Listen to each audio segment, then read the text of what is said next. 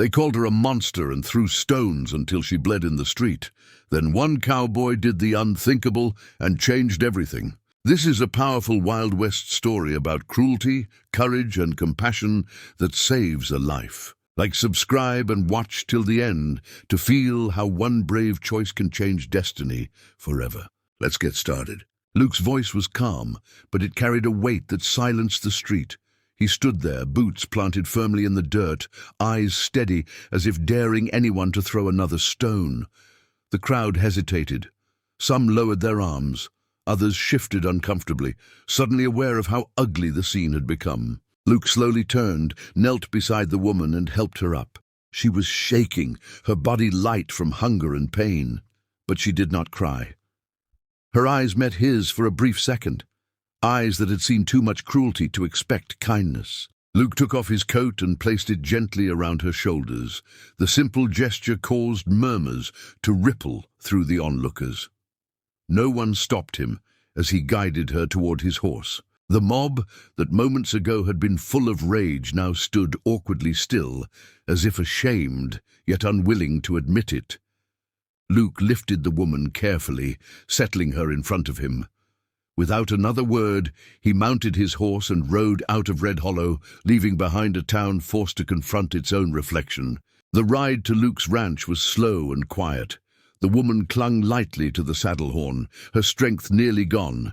Luke could feel how fragile she was, every shallow breath reminding him that he had arrived just in time. When they reached the small cabin on the outskirts of the plains, Luke dismounted and carried her inside.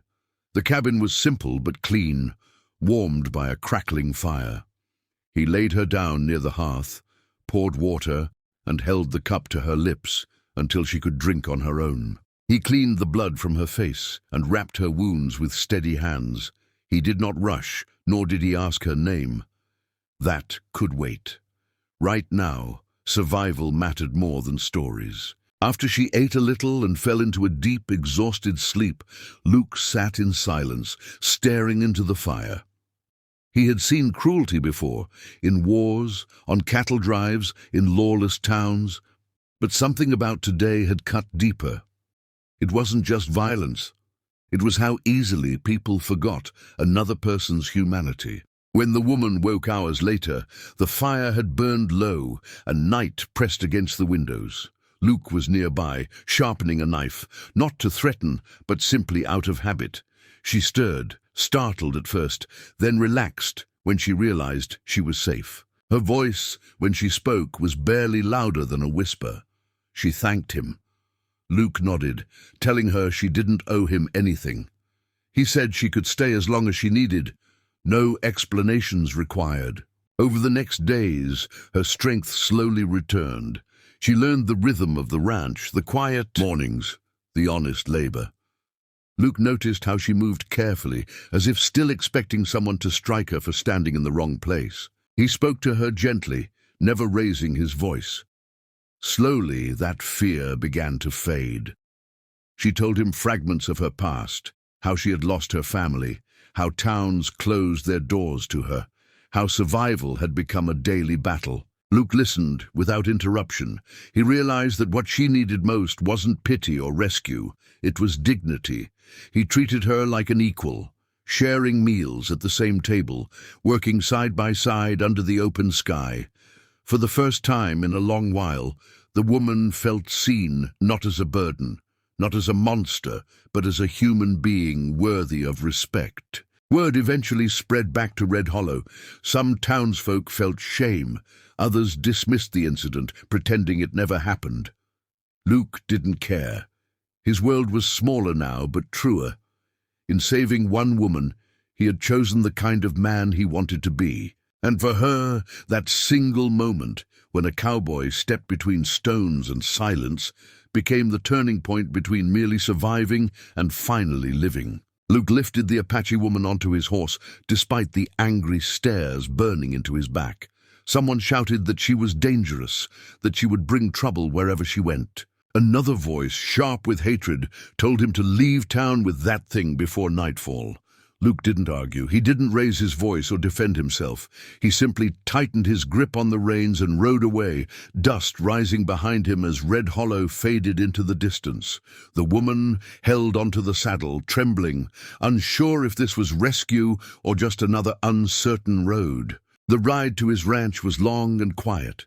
The plains stretched endlessly, broken only by wind and dry grass. Luke could feel how light she was, how weak her body had become after weeks, maybe months, of hunger and fear. When they finally reached the small ranch outside town, Luke dismounted and helped her down gently. The place was modest, a wooden cabin, a stable, and open land that spoke more of hard work than comfort.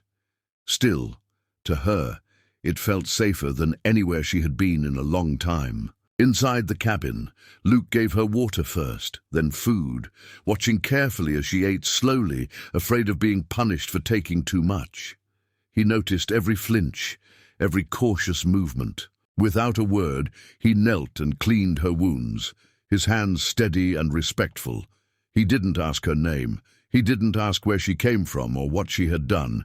He treated her injuries the way one would treat any wounded soul, with patience, care, and silence that did not judge. Hours passed, and the fire burned low. The woman finally spoke, her voice soft and fragile, as if unused to being heard. She told him about her family, lost to sickness and violence. She spoke of towns where doors slammed shut, of nights spent hiding, of stones and insults thrown by. People who feared what they did not understand. Luke listened without interrupting. He didn't look away. In her words, he didn't hear madness or danger, he heard endurance. Luke told her she could stay as long as she needed. There were no conditions, no expectations. That simple sentence made her lower her eyes, overwhelmed. She slept that night near the fire, wrapped in clean blankets, waking only when the pain returned or when memories crept back. Each time Luke was there, placing more wood on the fire, offering water, grounding her back in the present. In the days that followed, strength slowly returned to her body. She began helping around the ranch, first with small tasks, then more confidently. She swept the cabin, fed the animals, learned the rhythm of Luke's quiet life. At first, she moved like someone expecting to be struck for making a mistake, but Luke never raised his voice. He never rushed her. Gradually, her shoulders relaxed, and the fear in her eyes softened. Luke watched this change with quiet reflection. He realized how easily cruelty had shaped her behavior, how deeply rejection had carved itself into her spirit. It made him think of Red Hollow, of how quickly a crowd had turned violent, and how few had tried to stop it. Out here, away from judgment and noise, humanity felt simpler and more honest. One evening, as the sun dipped below the horizon, the woman thanked him again. Luke shook his head and told her that opening his door had been the easiest decision he'd made in a long time. He admitted that the world was full of guns and fists, but not enough mercy. Sometimes, he said, survival didn't come from strength, but from kindness given at the right moment. And in that quiet understanding between them, Luke knew something had changed, not just in her life, but in his own. In a land known for violence, he had chosen compassion. And sometimes in the Wild West, the bravest act wasn't pulling a gun, but opening a door.